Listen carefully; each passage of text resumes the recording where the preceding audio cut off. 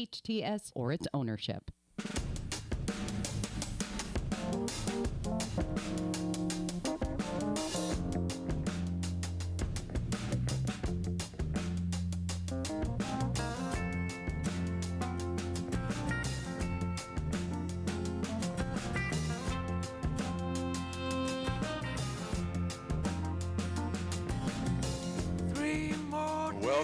Welcome. This is Common Ground, and I'm Jason Downs. Welcome to a place where we can all agree on the important stuff.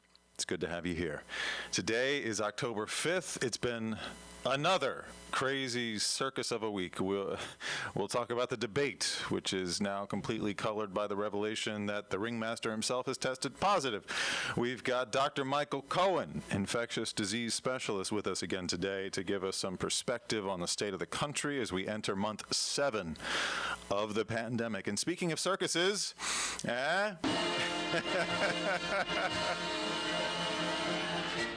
ladies and gentlemen, step right up, step right up. Welcome to the greatest show on earth. We've got strongman flexing Lou Esbin. And we've also got Mr. Nolan Rollins joining us today. It's been a crazy week. So can you guys hear me? Are you there? Nolan? Lou?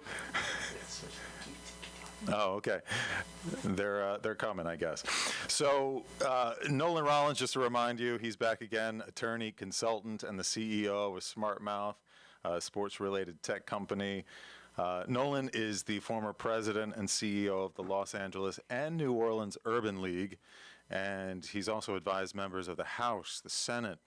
He's advised governors and mayors throughout the nation for over 15 years.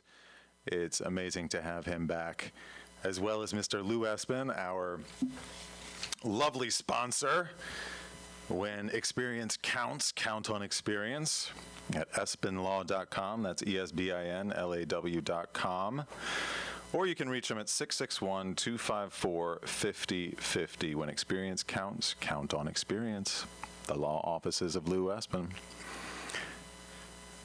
Patty keeps telling me to talk more and more and more. What's going on? Just tell us.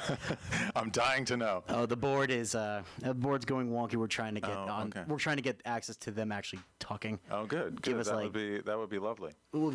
Technical difficulties will be in like a couple seconds. Hey, Andrew. So we're gonna.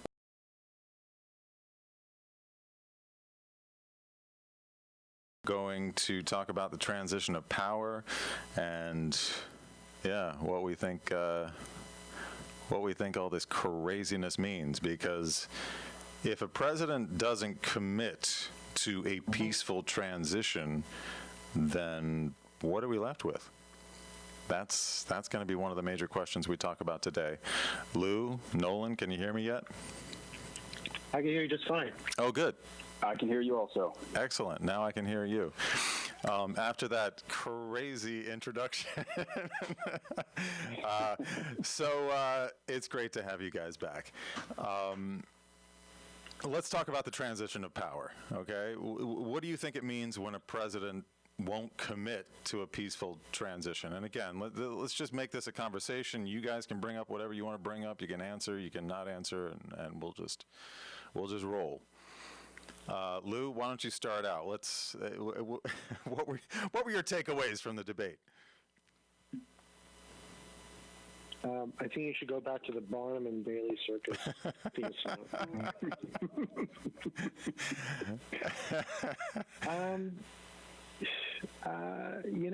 I've been. I don't know what to say. I have. I felt much the same way afterwards. I think it's a trend in society today. I've tried having conversations with opposing counsel, and they just keep interrupting me. And my pat response is, "I'm sorry, we're not on Fox News. Can we please have a conversation?" To which they reply. I think. How do they reply? They just interrupt me again. Really? Yeah, I think it's just, it's almost where we are today in society. We've talked about that a lot, in this program. There's just a complete lack of civility when it comes to listening to other people, what their opinions are, and I think the world saw that at the debate. He just was not willing to give Biden a chance to say what he had to say, and Biden interrupted him a few times. But it's just where we are. It's just nobody gives anyone else the opportunity to complete a sentence and listen to their opinion and then voice their opinion. I mean, I reread the transcript yesterday for the most part, much as I could stomach. And yes, I mean, I felt like Biden, he at least asserted himself as best he could. I know that he may have interrupted a few times just by necessity or accident because there were so many people talking at once very often. But, what would have been the gentlemanly, civil thing to do in that moment other than assert yourself? Nolan, I'd love to hear your thoughts on that as a gentleman yourself. Well, look, I appreciate that moniker. So it's interesting.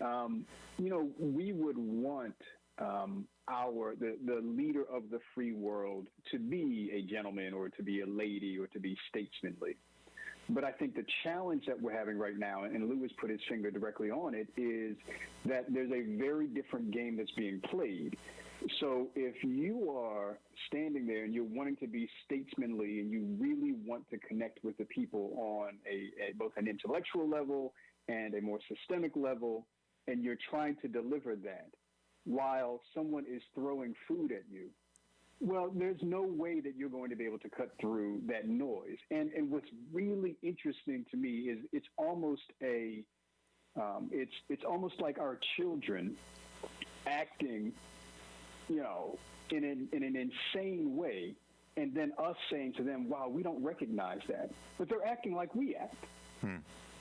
So I think that what we watched the other day is if that's a temperature check on where our politics is going, a temperature check on where humanity is going, we are actually going backwards in the worst way possible because we're never going to get anything done. Never going to get anything done, and that's a frightening thought. It's a frightening thought that an independent can't sit with a Democrat or a Democrat can't sit with a Republican or someone who doesn't, have either of the letters on their name, can't sit with each other and come to an agreement. There's a million ways to get to the destination. It's just getting to the destination. And if all we're doing is arguing, we're not talking about getting to the destination. We're just talking about who has the louder voice. And I think it's an untenable situation for us to be in. It certainly felt untenable. It was really difficult to watch. Really difficult. It was stressful. It was upsetting. It was astonishing. It was saddening. And there were many things that were touched upon that were frightening as well. And one of those things I've brought up a couple times now is the transition of power. So Lou, after Trump wouldn't really commit to a peaceful transition, the Pentagon, was then asked the next day or something, will they play a role? They said, we will not play a role in the election. The Constitution and laws of the U.S. and states establish procedures, right? And in the event of a dispute over some aspect of the elections, by law, U.S. courts and the U.S. Congress are required to resolve those disputes, not the U.S. military. But despite its public stance, some commentators have questioned whether the president might attempt to direct the military to act on his behalf using the Insurrection Act. So do you have any of those concerns, hearing what was said? No. I believe in the strength of the Constitution and that we have had presidents in the past that maybe have not been as brazen as this one is, but we've had presidents in the past that have not been the brightest, best to ascend to the office. But I think that I think the Constitution will prevail, and should he not prevail, and should there be, Biden who is sworn into office, I believe that there's probably the mechanisms in place to evict him from the people's house. Because remember, it's not his White House; it's our White House. I don't know. I mean, how do you forcibly remove someone from a place that they're no longer entitled to be? I guess you serve them with eviction papers and you go through the district court and you call up the marshals come out and remove them. But isn't the concern, like you were saying, and like Nolan was just saying, if the debate is any indication of where we are, okay, as a nation, if we really are that divided, I guess the fear is, right? The fear is that his supporters are also not in favor of a peaceful transition, and where does this go? You know what I mean? At least that's where my mind goes. I don't know if that's what Nolan was implying, but that would be my question. So what do you think the answer to that would be? Nolan, we'll start with you. Yeah, I think that this process, if it goes the way that it looks like it's going, will eventually get to the place where it's out of the hands of elected individuals. And this is what I mean by that. At some point, it won't be up to Congress. At some point, if it wound up going to the Supreme Court or wherever it wound up going, there would be an ultimate arbiter of who actually won this thing. And then from that point on, I agree with Lou, democracy will really kick in. Because regardless of someone's posturing or positioning, the military will remove the person who is no longer in office if all we're talking about is physically removing that person. I'm less concerned about that, to be honest with you, because I do think that's where real democracy will kick in, because that actually means that we've chosen as a country who the president will be.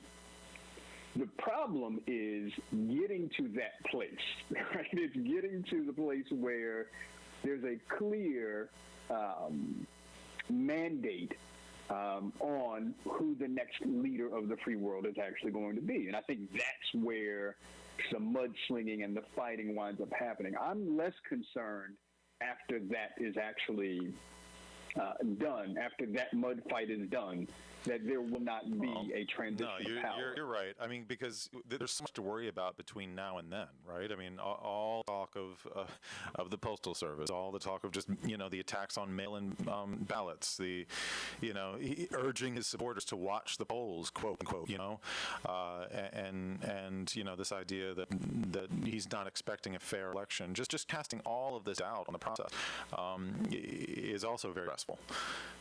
To me, I mean, you guys are both attorneys. What do you think this looks like as far as a legal battle? Leading up to the day, on the day, after the day. Lou, well, there's so many.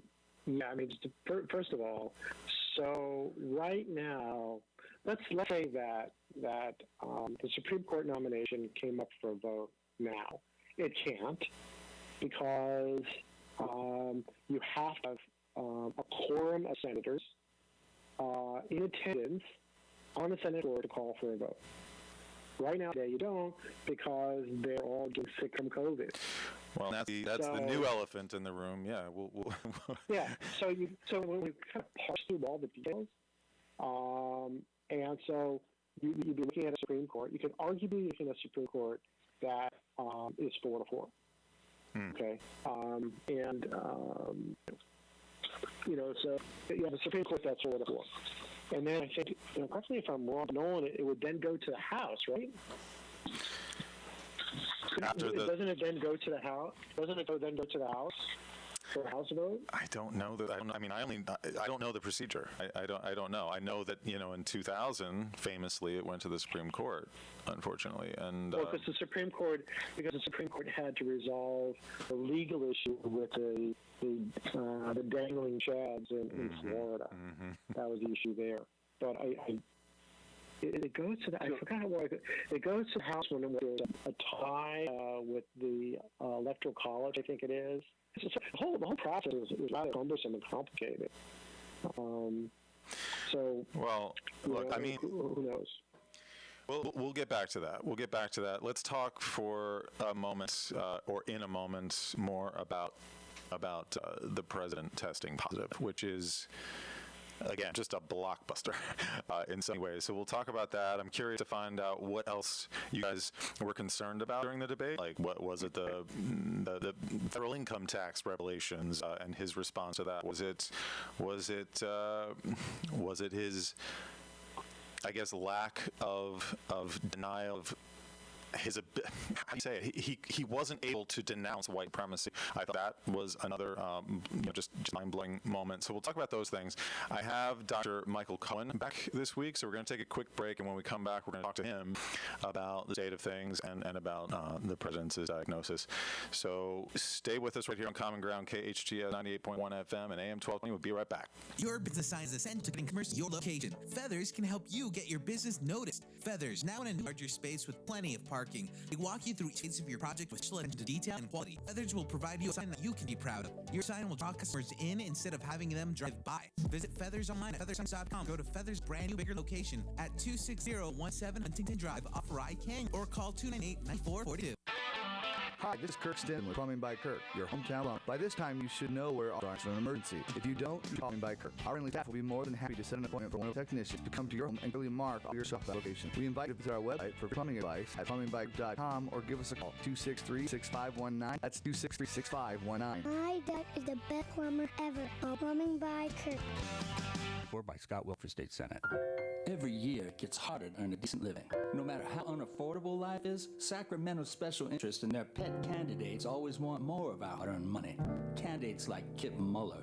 'Cause Kip thinks he knows better than you. We know Kip Muller wants to gut Prop 13's property tax protections, making life more expensive for homeowners and crushing small businesses. Kip thinks he knows better than you. And we know Kip Muller supports making ride share and other gig jobs illegal, throwing millions out of work and doubling the price of our health care. Kip thinks he knows better than you. We know Kip Muller. He's a know-it-all, pushing the same Sacramento policies that make it hard to live a middle-class life. Kip knows better than you. Sing it again. Kip Muller thinks he knows. Hi, I'm Eric Goldhurst, Head of Operations for Burger King North America. Throughout this time, we've taken steps to take care of our guests. And since we know many of your jobs have been affected by this crisis, I'm going to help make sure you're taken care of too. If you are looking for work, we are hiring. And there's a spot on our team for you. We know that we'll get through this together, as long as we can take care of each other. For more information, call 253-3283. That's 253-3283. We all know sometimes people lose their way. If you or someone you know is struggling with addiction, the Way Out Recovery SEV may have the answers you've been waiting for. The Way Out is the premier intensive outpatient treatment center serving Santa Clarita. Asking for help is the first step. Call The Way Out today, 661-296-4444. That's 296-4444 for a private free assessment. The Way Out is an accredited affordable outpatient program that accepts most insurance. Call us at 661-296-4444 or check us out online at thewayoutrrecoveryscv.com. Quit battling with yourself. Ask The Way Out for help today. Your hometown station, KHTS.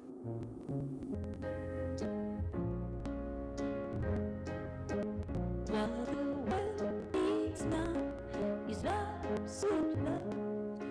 Welcome back. This is Common Ground. I'm Jason Downs. We're trying a called What the World Needs Now. And today, what the world needs is Dr. Michael Cohen. Dr. Michael Cohen, infectious disease specialist here in Santa Clarita.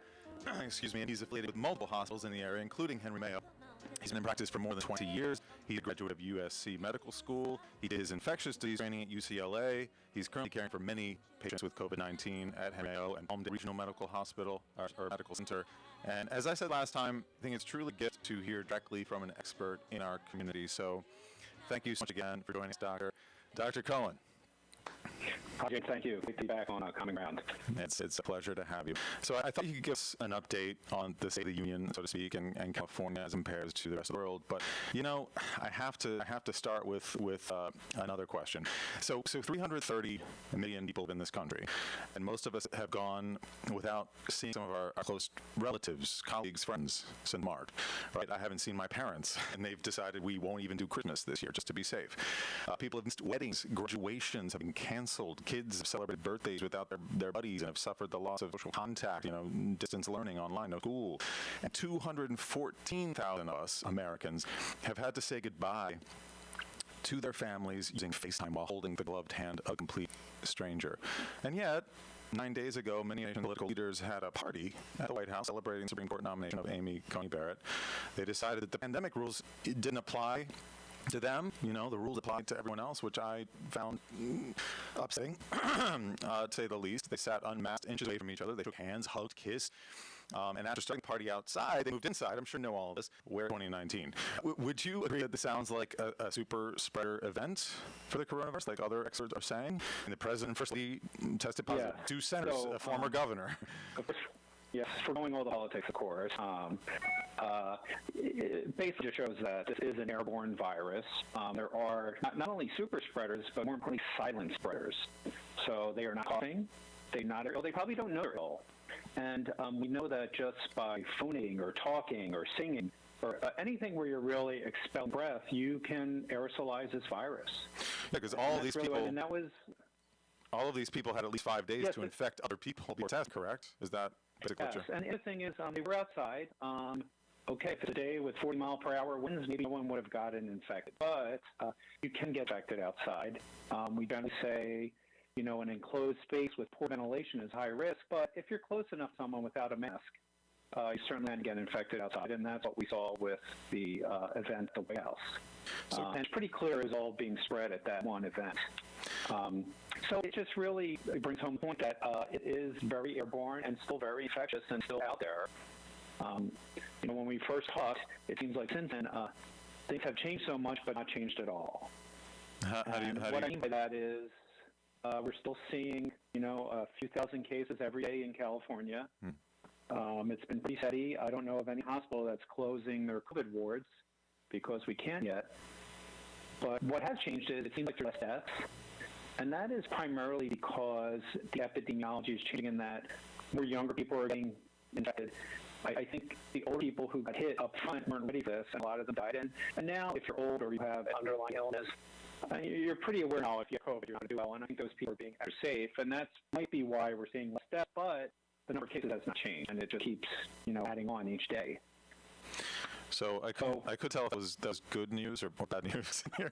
I mean, well, I think it's still bad news in that, particularly if you're older, you have some type of illness, you still can't get out of the house. You still can't see your loved ones. Right. Now, if you take the hospital as an example, where I have gone into rooms with COVID patients every day for that, and not gotten COVID. So you can see each other if you do it with proper masking and ventilation and distance. Okay. But the way not to do it is what happened at the White House, and that's not how you want to gather. And be it political or ignorance or however you want to put it, it's just asking to get COVID. And to be quite frank, I'm healthy. I'm not the youngest person. I don't think I would succumb to it, but do I want this? Absolutely not. I am now seeing a lot of patients trying to get to the office with post-COVID syndromes, and primarily chronic fatigue, loss of memory, brain fog, chronic pain, and it clearly came after COVID, and they can't shake it. And so, you'll survive it, but will you be the same person after that? That's not always clear, even for young people. Well, so in relation to that, what is your observation in the case of the president and how that's been handled? And can you tell us a little bit how the tests work? Because apparently he, had an initial test on Thursday, didn't say anything until they did a second, more intensive test. Yeah, so our best test is still the PCR test, and that's where they get that little Q-tip and shove it all the way up your nose, and it's not very comfortable. But it's a direct measure of the virus that's very sensitive. Even though it is very sensitive, we have found that at different times during your infection period, that sensitivity goes down. So you're most likely to get a positive for probably 3 to 4 days after the onset of symptoms. Early on in these PCR tests, they felt that there was a false negative rate up to 8%. So 80% of the tests, even though they said negative, were actually positive. And those people had COVID. And we still do see a considerable amount of false negatives. That's why we will often repeat the tests. So they are not perfect. Certainly, if it's positive, you're positive. It's very accurate once you have a positive test. And so he may have had a negative test, but basically after the event they had, if you're having fever or sore throat or cough, I mean, for me, as an infection physician, in my mind, it's COVID until proved otherwise. Well, the first test came back positive, too. They just didn't say anything, didn't make the announcement until after the second test, apparently. Again, that's probably political. And it might have been also that President Trump was probably doing well and did not feel sick or like he needed anything really done. Do you know anything about the treatment, the dexamethasone? Is that it's a steroid, I guess, for severely ill patients? So this is basically anyone who comes to the hospital requiring oxygen. And you need to know, in general, if you look at statistics, clearly some hospitals are better than others. But in general, if you're in the hospital on oxygen, you have a 10 to 15% chance of death. And that's across the board. So you don't be in the hospital on oxygen. It really increases your chance of dying from COVID. And what we found is dexamethasone, which is a corticosteroid, it suppresses your immune system, actually improved mortality and outcomes in a large trial in England. And so we have been using it since. Most physicians feel it does help. I feel it helped. It's pretty much low as far as side effect or risk, as far as the drug itself. Now, it kind of doesn't make sense. You're suppressing the immune system, but you're trying to get rid of a virus. So what we found is as the disease goes on, actually your immune system in your lungs, and all inflammation blocks your oxygenation of your blood, and that's why people succumb to respiratory failure with COVID. So by blocking that immune reaction, we actually have better outcomes as far as when people get severely ill. Just out of curiosity, if you were a doctor, for instance, would you, and you've been taking this treatment, would you recommend continuing on the campaign trail, so to speak, with a few weeks to go? That depends really how he feels. And patients often lose objectivity. I have patients who are demanding to leave the hospital. They feel fine, and the second they take the oxygen off, pass out. Well, apparently he's leaving the hospital. They want to go home. Yeah, apparently he's leaving the hospital in an hour or so. And I've had patients who really recover quickly, and they look ready to go. They go up to work now. One problem is, are they infectious?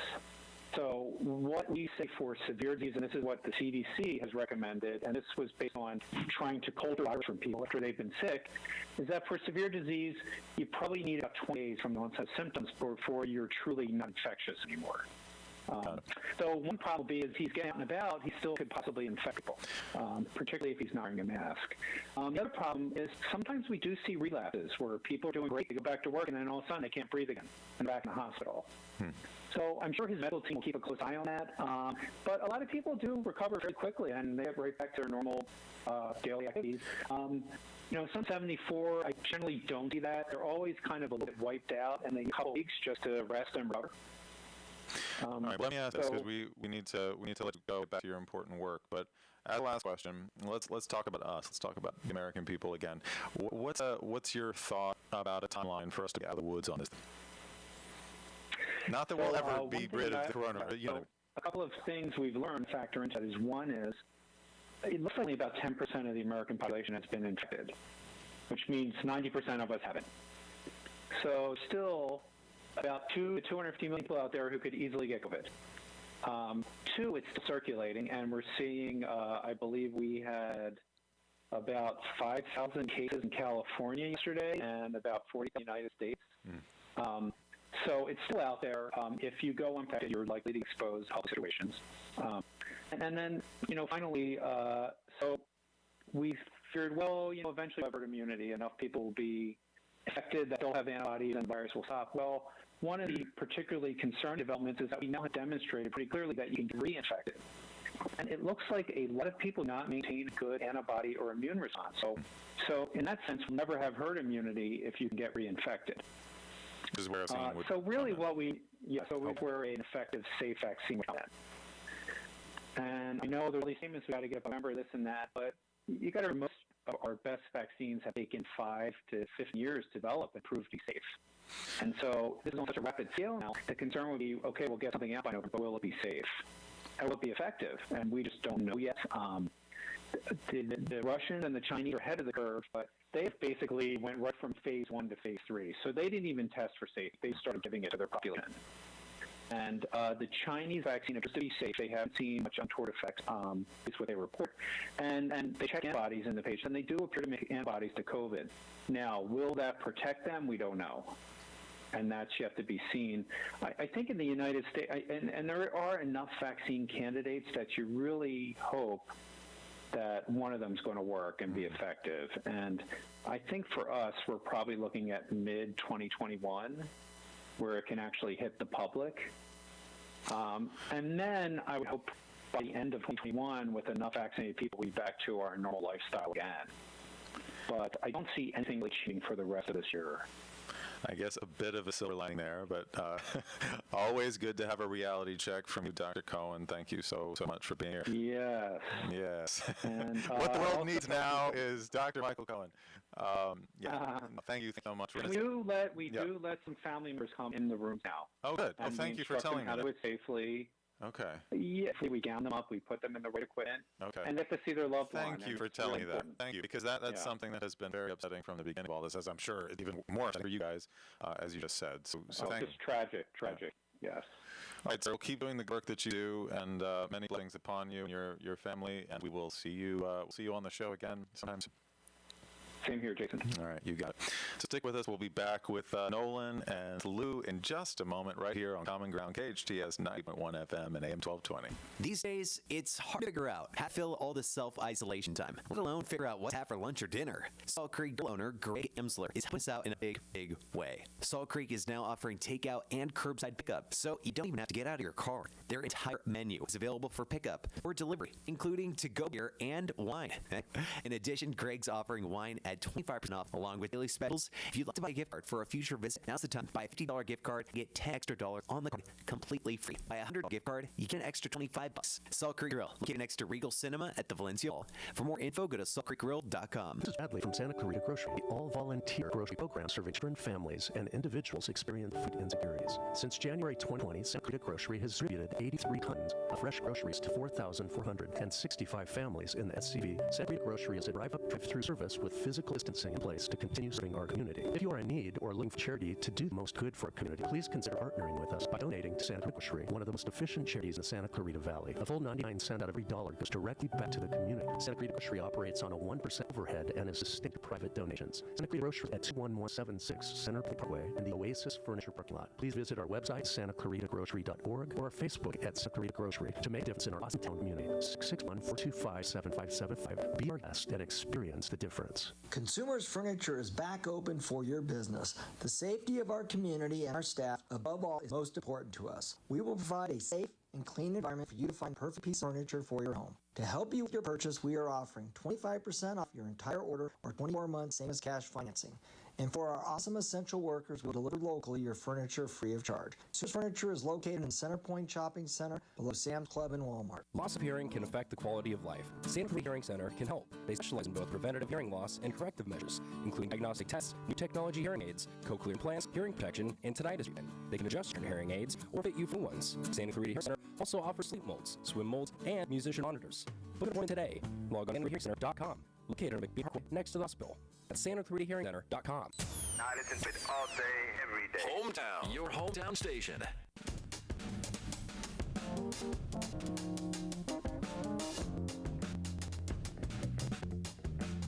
All right, we're back. This is Common Ground and Jason Downs. We've got Lou, Esbin, and Nolan Rollins. How are you guys doing? Doing well. Doing well.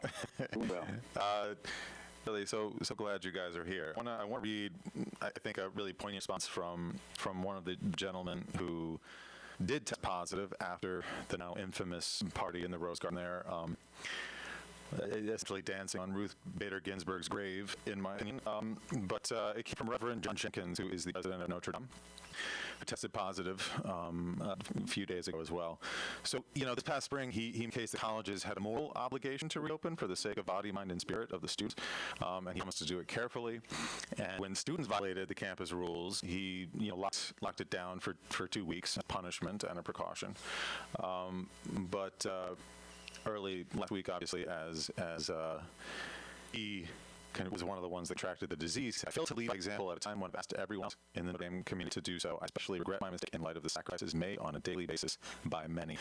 So I just wanted to to read that, to sort of tie up, I guess, what we were talking about earlier.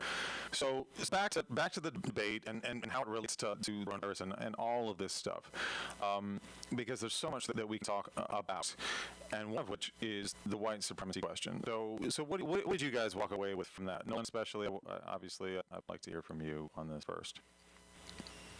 Yeah, so a couple quick things. So number one, and I didn't realize that my phone was on mute. Number one, if there's a tie at the Supreme Court level, whatever the lower court actually decided will be the ruling. Oh. So, and if you remember Bush v. Gore, I actually happened to be in Florida in law school at that time, working on a campaign. We were up forever, like days, seeing what actually happened with that. Oh, wow. So whatever the lower court actually decided, that will be the decision. So I wanted to make sure that I got it. And that was when we had to live. So we were on the ground in Florida. I'm in law school. Oh, wow. Wow.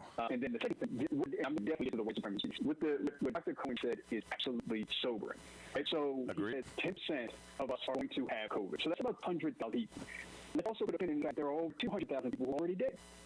So then, of course, we have the leader of Notre Dame saying, hey, this is what I should have done. Do as I say, not as I do. Mm-hmm. Again, it goes directly back to what I was saying a little earlier, that we are all being looked at, and people are going to imitate behavior of leadership. So we cannot pretend that our words or our actions mean nothing because our words are saying something different, going directly to supremacy.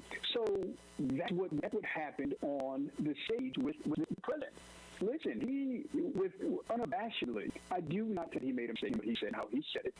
It isn't lost on me that the kind of the far right white supremacist groups were touting that he's their president and all of those things and just all that. Listen, even if you don't know what we're seeing and we're hearing, these individuals who are without question and are very proud of their racism are touting this president as their guy, their president, the one who's actually leading them. Well, the Proud Boys did respond via Twitter after he called them out. Stand back, but stand by. They responded in kind saying, we hear, Mr. Prez, we're standing by. I'm paraphrasing, but they responded in the affirmative. They absolutely did. And it's interesting brought up. We just got to be honest.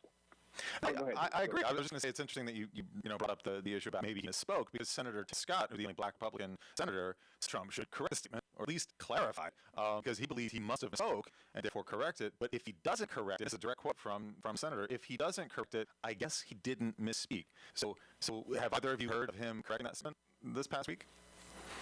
No. You have? Not I think he did go into the hospital right after, almost. Okay. So you think he went into the hospital, but he had kind of steroid-induced rage between all morning long, and he was yesterday. So I think that he's had a chance. He had a chance. The days of actually giving this president a pass. At some point, we got to say, you're an adult. Do adult things. If yes, in fact, were misstated, then come out and say, no, I fundamentally believe that folks who are Semitic, that folks who are racist, that have no place in this country. That's what you would expect from a person who leads the United States of America. He's blaming groups. He said more than twice, even trying to answer that one question, that he sees it at left wing shooting wing.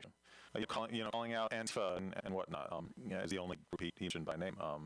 But I don't see that. I don't see any left-wing white supremacists. I don't see left-wing terrorist groups like they're trying to paint Antifa. I don't know about that research, but it hasn't come on my radar other than out of the president's mouth. So I haven't wasted my time trying to run down his rabble. Are you familiar with this at all, Lou? Do you know anything about what he's talking about? Just I heard of the debate happening afterwards. Yeah, not something my he did not disavow it. He didn't disavow it. No. Yeah, I have the transcript here, actually. He said, Wallace, are you prepared to specifically condemn supremacists and militia groups? Trump responded, sure, I'm prepared to do it. I would say almost everything I see is from the left wing, not the right wing. He said, so would you? He said, I'm willing to do anything. I want to see peace, which, again, on paper looks good. We can agree with that. While in the case do it, sir, Biden said, say it.